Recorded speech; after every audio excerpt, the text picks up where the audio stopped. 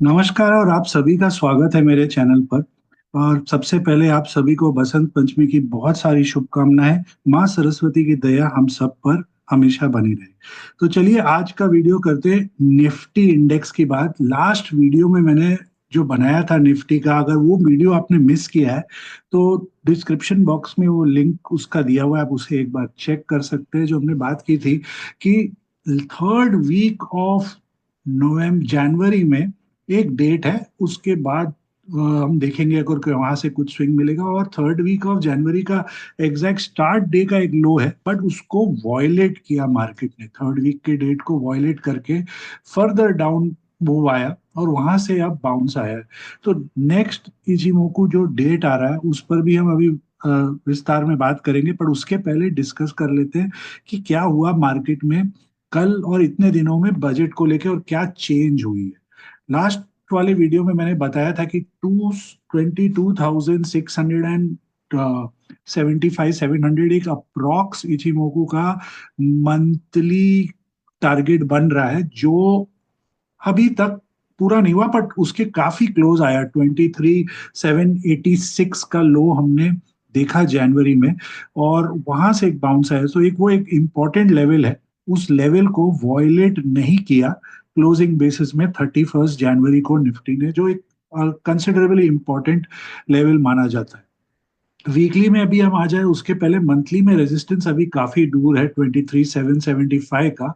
Weekly inside cloud, जो इस बात में हमने बात की थी कि एक बार क्लाउड में जब एंट्री हो जाती है इचिमोकू क्लाउड में, तब थोड़ा वोलेटिलिटी मार्केट का बढ़ जाता है, और इस समय वो वोलेटिलिटी हमने देखा है मार्केट में। यस, अब बजट हो गया, फेड आ गया, अब नेक्स्ट वीक हमारी आरबीआई पॉलिसी भी है और दिल्ली स्टेट इलेक्शन के रिजल्ट भी है। तो वोलेटिलिटी ग्रेजुअली अब कम हो रहा है। रिजल्ट सीजन भी हैवी वेट्स का ऑलमोस्ट डन है, खाली एसबीआई का मेन हैवी वेट्स में अभी भी बाकी है। अब वीकली का जो रेजिस्टेंस है वो इस समय आ रहा है हमारा 23,700। उसके ऊपर काफी अच्छा प्रोग्रेसिव रूम हो सकता है, डाउन साइड तो पूरा खुला हुआ है फिलहाल निफ्टी के लिए।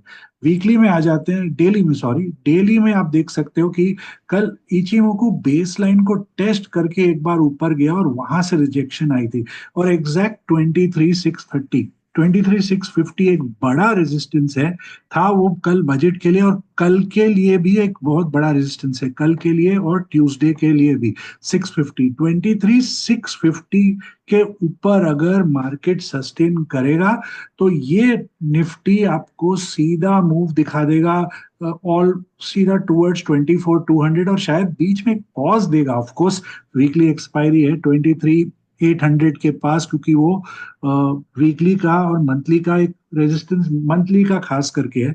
बट ये ऊपर की लेवल हमें याद रखनी है, 23,650, ये बहुत क्रूशल लेवल रहेगा हमारा। 23,650 मंडे और ट्यूसडे के लिए, इसके ऊपर सस्टेन करता है तो एक मार्केट में अप ट्रेंड बन सकता है। उसके पहले भी एक छोटा रेजिस्टेंस है 2300, 23,560 के पास। इसके ऊपर सस्टेन करता है तो आप बोल सकते हो यस, अटेम्प्ट करेगा यहाँ ऊपर के तरफ जाने का, नहीं तो डिफिकल्ट होगा इसको भी क्रॉस करना। इस जोन के अंदर मुझे थोड़ा कल लग रहा है, अगर मार्केट ऊपर खुलता है, पॉजिटिव बाउंस करता है, तो ये जोन में थोड़ा सेलिंग प्रेशर या साइडवेज मूव जैसा कुछ बन सकता है। इसको अगर नहीं निकालता है तो अब हम डिस्कस करते हैं कि डाउनसाइड में कहाँ तक जा सकता है।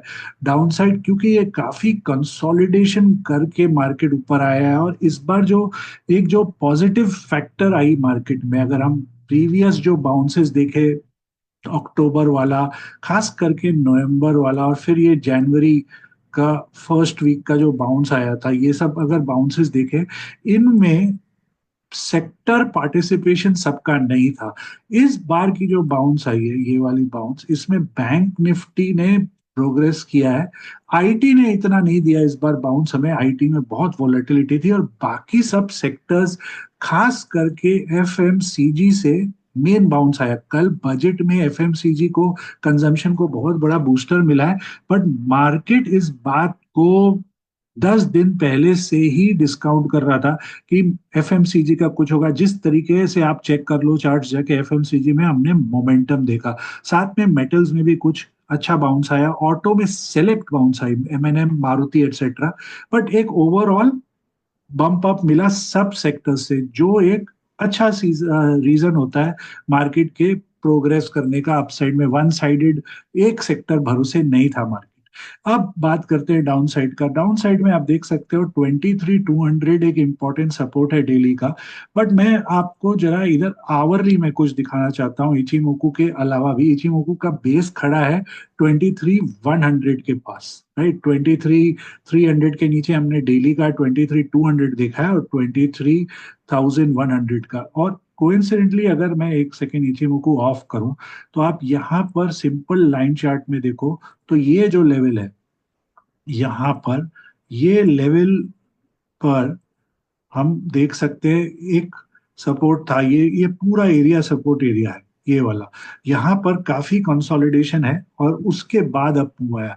तो क्योंकि फ्राइडे को यूएस मार्केट्स में हमने देखा कि चाइना, मेक्सिको, कनाडा पर ड्यूटी इम्पोज हुआ, और फ्यूचर्स मार्केट जो यूएस मार्केट्स थोड़ा सा वॉबली है, तो उसको लेके एक माइंड में रखना चाहिए। क्यों कल शायद कोई ग्लोबल वीकनेस क्यों अगर आता है, या जो 23,560 650 का जोन है उसको निफ्टी अपसाइड में नहीं निकाल पाता है, तो ये लेवल्स को ध्यान में रखना है। 23,200 से 23,100 का ये पुल बैक एरिया में एक अटेम्प्ट लिया जा सकता है लॉन्ग करने का, फ्रेश लॉन्ग इस जोन में एक अटेम्प्ट ले सकते हैं। इस जोन पे इधर लेना बहुत रिस्की है करंट वैल्यूएशन पर। इस जितना इसके क्लोज आए अटेम्प्ट करना चाहिए। स्टॉप लॉस मैं रखूंगा 23,000 का, उस पर 100-200 पॉइंट का रिस्क मेरे लिए वो इम्पोर्टेंट है। और यहाँ से फिर मैं एक एंटिसिपेट करूंगा further up rally. Of course हमें माइंड में ये भी रखना है कि पॉलिसी भी है और दिल्ली के इलेक्शन रिजल्ट्स भी आ रहे हैं।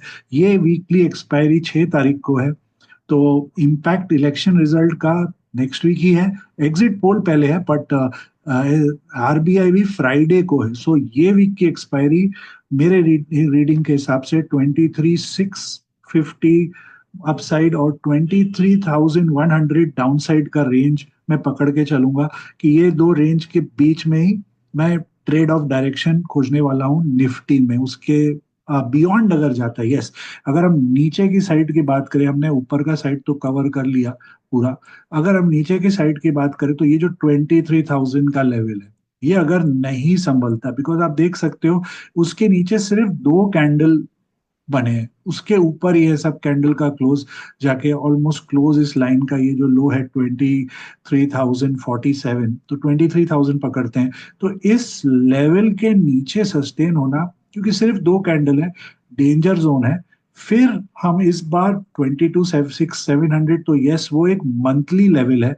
मंथली लेवल इतनी जल्दी, मंथ अभी स्टार्ट हुआ है, उसका इम्पैक्ट नहीं आएगा। फिर मुझे लग रहा है 22,400 का हमें ध्यान देना पड़ेगा, बिकॉज वहां पर एक नहीं दो बुलिश हार्मोनिक पैटर्न्स वेट कर रहे हैं। तो वो लेवल है याद रखने का। तो डाउन साइड याद रखिए 600 पॉइंट तक का जा सकता है बिलो 23,000। अपसाइड भी उतना ही अच्छा है, 23,650 के ऊपर हमें 24,200 तक का मूवमेंट मिल सकता है। तो 600 points out of the zone है इस टाइट जोन के अंदर। आइडिया रहेगा कि रेजिस्टेंस के अराउंड लॉन्ग अनवाइंडिंग या शॉर्ट लेने का, उस छोटा टाइट स्टॉप लॉस यहाँ। तो नीचे 23,100 200 के बीच में हम एक फ्रेश लॉन्ग या शॉर्ट कवरिंग देखें, और कोई टाइट स्टॉप लॉस के हिसाब से ट्रेंड करें। ये फिलहाल इस वीक का मेरा स्ट्रेटजी वैसा है। आपका अगर कोई डिफरेंट है तो प्लीज वो कमेंट्स बॉक्स में उसे मेंशन करें कि क्यों आपकी स्ट्रेटजी कुछ और है, या मेरे से आपका रीडिंग नहीं मिल रहा है। और मिल भी रहा है तो नो प्रॉब्लम, अगर आपका कोई और स्टडी का रीडिंग है तो आप उसे भी शेयर करें। बिकॉज हम, ये आइडिया ही इस वीडियो का हमारा ऐसा शेयरिंग का होता है कि हम एक दूसरे के संग अपने आइडियाज स्ट्रेच करके समझे कि क्या लग रहा है मार्केट आगे हमें। अब आते हैं इचिमुकू के डेट के ऊपर। इचिमुकू का जो नेक्स्ट डेट है, याद रखिएगा, ये जो 3rd वीक ऑफ जनवरी का डेट था, ये वीकली वाला डेट था। इतना शॉर्ट टर्म वाला डेट नहीं था, तो उसमें थोड़ा स्ट्रेच हो गया कैंडल, और वहां से हमें एक टर्न अराउंड मिली है। अब जो मेरे पास नेक्स्ट टर्न डेट आ रही है, वो 2nd वीक ऑफ February की है।